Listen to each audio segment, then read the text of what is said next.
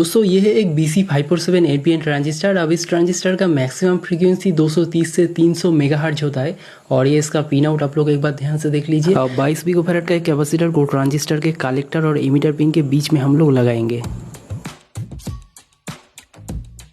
उसके बाद एक 10 NF और 10 किलो ओम का एक रेजिस्टेंस को दोनों को पैरेलल में लगाएंगे कुछ इस तरीके से, और इसको लेके हम ट्रांजिस्टर के बेस के साथ कनेक्ट कर देंगे। अब दोस्तों यहाँ पर हम लोगों को एक और 10 किलो ओम का रेजिस्टेंस चाहिए। मतलब मैंने इस सर्किट में जितने भी रेजिस्टेंस का यूज़ किया है सॉलिड रेजिस्टेंस, ये सभी 10 किलो ओम का है और ये का 100 नैनोफैराड का कैपेसिटर है जिसको मैं इस ट्रांजिस्टर के बेस के साथ कनेक्ट कर रहा हूँ। यहाँ पर देखिए ये भी एक 10 किलो ओम का रेजिस्टेंस है। अब दोस्तों इस सर्किट में सिग्नल इनपुट के लिए मैं एक कंडेंसर माइक का इस्तेमाल करूँगा। आप लोग किसी भी तरह का ऑडियो इनपुट का इस्तेमाल कर सकते हैं।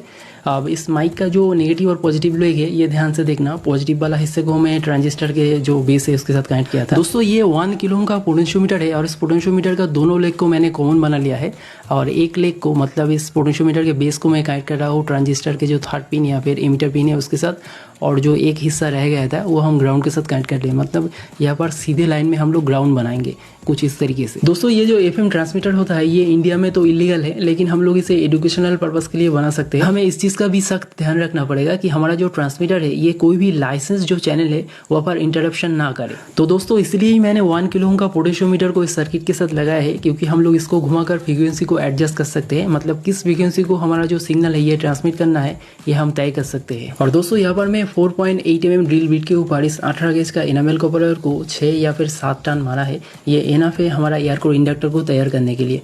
अब इसका जो कोटिंग है ये मैंने हटा दिया है और दोस्तों यहाँ पर मैंने ठीक जिस तरीके से इस एयर कोर इंडक्टर को बनाना यहाँ पर दिखा है, अगर आप लोग इसी तरीके से फॉलो करके ये बनाते हो तो एक ही बारी में आपका सर्किट काम करेगा। और दोस्तों यहाँ पर मैं एक 9 वोल्ट का बैटरी से पावर सप्लाई दूंगा इस सर्किट में। और दोस्तों इस सर्किट में हम लोग एक वेरिएबल कैपेसिटर और एक वेरिएबल इंडक्टर को लगा के इसका जो फ्रीक्वेंसी एडजस्टमेंट है ये हम बहुत ही प्रिसाइजली कर सकते हैं। और दोस्तों इस सर्किट का जो एंटेना का तार है ये 1 मीटर का तार ही एनफ होगा और इसको हम लोग कनेक्ट करेंगे जो हमारा कॉइल है और ट्रांजिस्टर का कलेक्टर पिन इसके बीच में।